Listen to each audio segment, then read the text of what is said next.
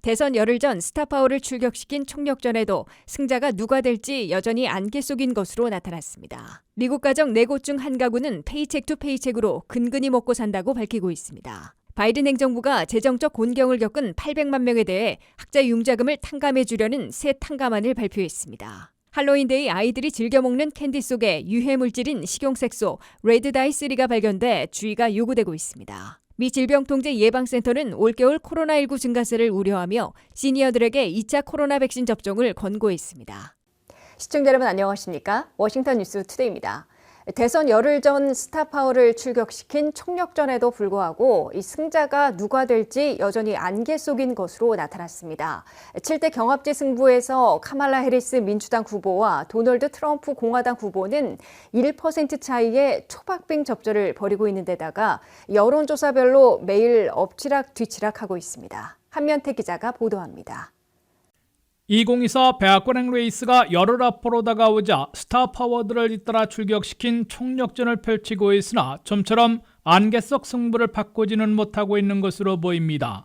7대 경합지들의 지지율 격차가 1%에 불과한 데다가 여론조사별로 거의 매일 엎치락 뒤치락하고 있으며 3천만 명 이상이 이미 한 표를 던진 조기 투표를 봐도 어느 쪽이 유리한지 엇갈리고 있습니다.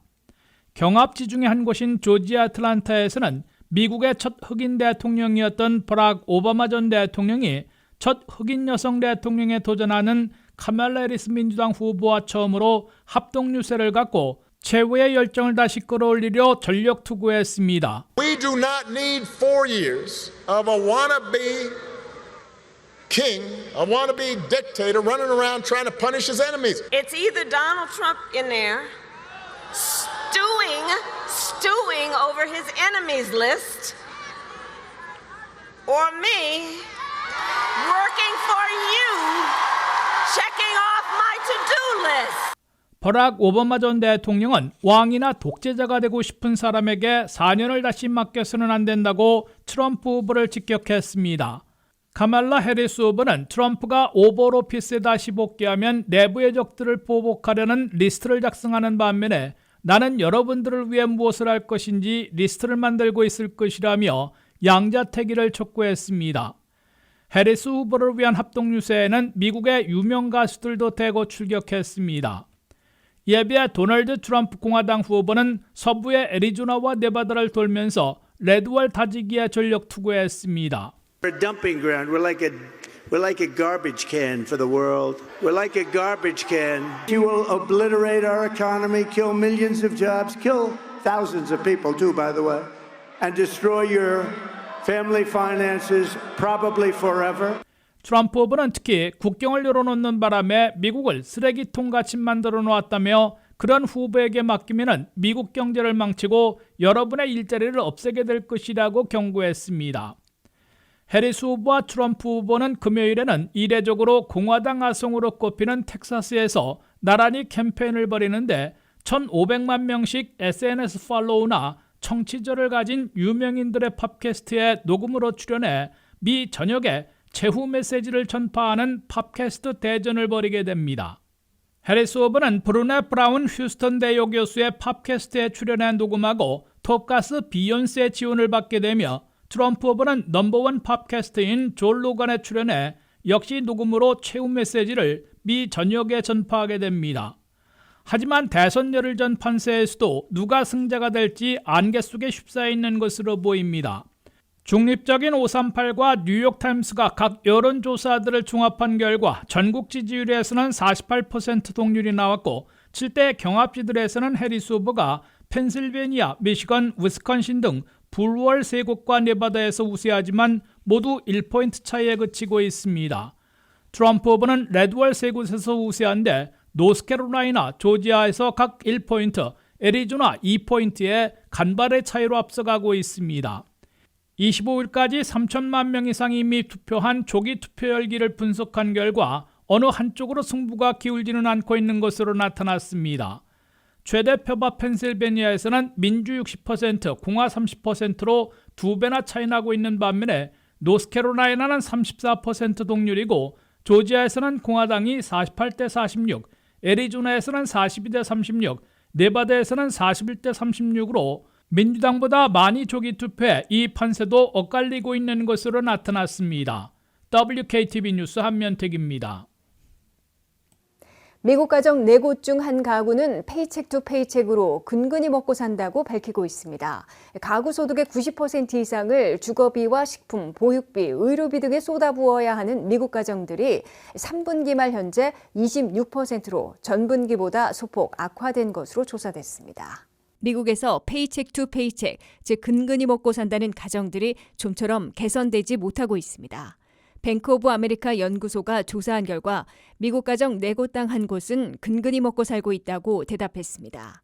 번소득의 95%나 주거비와 식품, 보육과 의료비 등으로 쏟아부어야 하는 힘겨운 가정들은 3분기 말 현재 26%로 전년도 25%보다 1%포인트 늘어났습니다.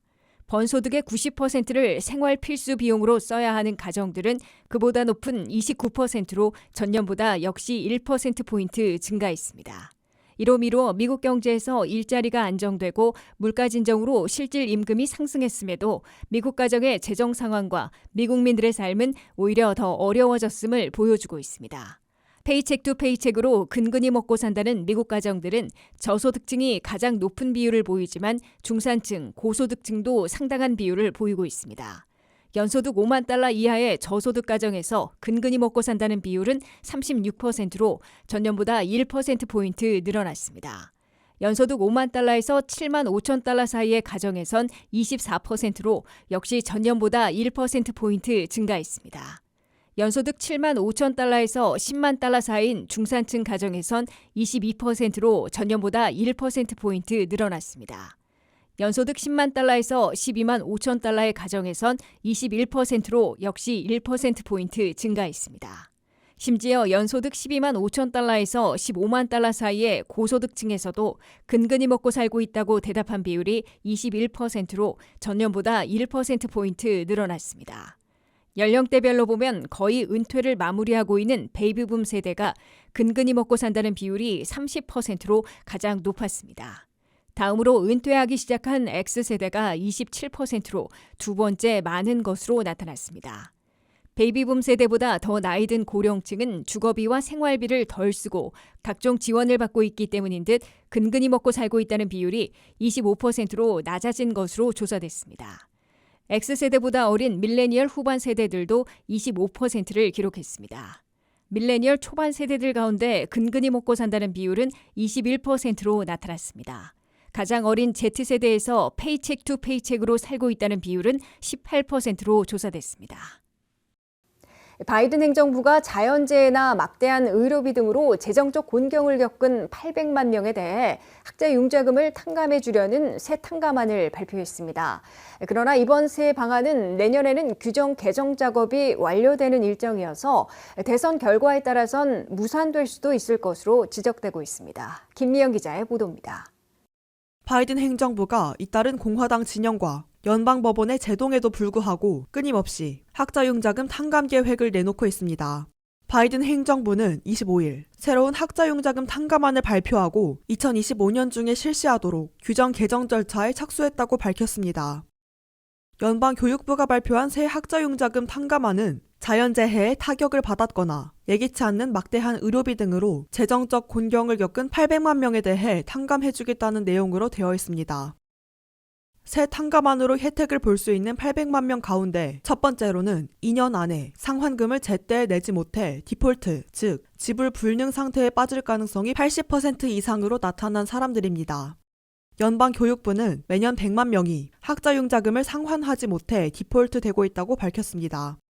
이들에 대해선 신청하지 않아도 연방교육부에서 파악하고 지정해 학자융자금 탕감을 통보해주게 됩니다.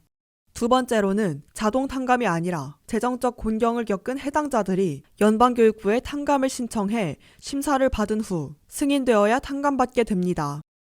연방교육부는 탕감 신청자들을 상대로 총부채와 가구당 소득, 학자융자금 상환 때문에 주거비와 헬스케어 비용을 감당하기 어려운 상황 등 17가지 항목들을 점검해 탕감 대상자를 결정할 것으로 밝혔습니다. 연방교육부는 새로운 탕감안을 시행하기 위해 1차 제안을 수주 안에 연방관보에 게시하고 의견을 수렴한 후 내년 중에 최종안 발표와 의견 수렴 등을 거쳐야 시행하게 된다고 밝혔습니다. 그러나 11월 5일 대선 결과에 따라 학자융자금 탕감안에 운명이 바뀌게 될 것으로 확실시되고 있습니다. 카말라 해리스 민주당 후보가 당선되면 당연히 바이든 행정부의 학자융자금 탕감안들은 법적 소송에도 불구하고 계속 확대될 것으로 예상되고 있습니다. 반면 도널드 트럼프 공화당 후보가 당선되면 바이든 행정부의 학자융자금 탕감이나 축소 조치를 모두 폐기할 것임을 분명히 해와 백지화될 것으로 확실시되고 있습니다. WKTV 뉴스 김미현입니다. 할로윈데이 아이들은 사탕과 초콜릿을 과다 섭취하는 경우가 많은데요. 하지만 일부 캔디나 초콜릿, 쿠키 속에 유해 물질인 레드다이3가 첨가되어 있는 것으로 밝혀졌습니다. 이 화려한 색을 내기 위해 사용하는 식용색소인 적색 3호는 바치스 캔디콘, 더블버블 풍선껌 등 인기 제품에도 포함돼 있어 부모들의 각별한 주의가 요구되고 있습니다. 류령아 기자가 보도합니다. 할로윈을 맞이해 다양한 사탕을 먹는 아이들. 하지만 매장에서 판매되는 인기 있는 할로윈 캔디 중 일부는 레드다이3를 사용하여 제조되었다고 컨슈머 리포터는 경고했습니다. 레드다이3는 색소이며 동물에게 암을 유발하는 것으로 나타났으며 일부 연구에서는 이 색소와 다른 인공식품 염료가 어린이의 과잉 행동 및 기타 신경 행동 효과와 관련이 있다고 비영리 소비자 옹호 단체는 밝혔습니다. 레드다이3가 포함된 사탕 종류에는 브락스 캔디콘, 어텀 믹스, 멜로우 크림 펌킨즈, 널즈 캔디콘, 페지 캔디 등이 있습니다. 컨슈머 리포터의 식품 정책 책임자인 브라이언은 부모들은 아이들이 할로윈에 집으로 가져올 수 있는 간식들을 잘 확인해야 한다며 아이들이 이 색소가 포함된 사탕을 먹지 않게 할 것을 권고했습니다. FDA는 레드다이3가 동물, 특히 쥐에게 암을 유발하는 방식은 인간에게는 발생하지 않으므로 이러한 동물 결과는 인간에게 제한적인 관련성이 있다는 이유로 식품에서 이 염료의 사용을 허용해 여전히 미국 음식에 들어갑니다. 하지만 레드다이3는 유럽에서 금지됐고 미국 화장품에서도 사용 불가합니다. 캘리포니아는 2027년부터 이 염료를 불법화할 예정입니다. 특히 어린이의 경우 체중이 적고 할로윈 데이 때는 다량의 섭취가 가능하기 때문에 부작용에 가장 취약하다고 컨슈머 리포터는 밝혔습니다. 한편 컨슈머 리포터의 조사 결과에 따라 8만 명 이상이 레드다이3의 전국적인 금지를 요구하는 차원서에 서명했습니다. WKTV 뉴스 류령아입니다. CDC가 65세 이상 시니어들에게 2차 코로나 백신 접종을 권고했습니다. 올여름에 코로나19 감염이 급증했는데 보건당국은 올 겨울에도 코로나19 바이러스가 또다시 증가세를 보일 것으로 예상하고 있습니다. 김미영 기자의 보도입니다. 질병통제예방센터 CDC의 권장사항에 따르면 면역체계가 약한 사람과 65세 이상의 사람들은 코로나19 백신의 2차 접종을 받아야 합니다. CDC는 수요일에 발표한 성명에서 2차 접종은 1차 접종 후 6개월 후에 받아야 한다고 밝혔습니다. CDC는 또한 면역이 약한 사람들이 의료 서비스 제공자와 상의하여 3회 이상의 추가 복용을 할 수 있는 유연성을 허용하도록 권장사항을 밝혔습니다. 8월에 식품의약국은 2024년 가을 시즌을 위해 화이자와 모더나의 업데이트된 백신에 대한 승인을 내렸습니다. 해당 백신은 코로나19를 유발하는 바이러스의 변종을 표적으로 하며 다른 균에 대한 보호도 가능합니다. 이는 FDA와 전 세계 보건당국이 바이러스의 새로운 변종에 맞서 백신을 업데이트하기 위해 매년 실시하는 프로세스의 일부였습니다.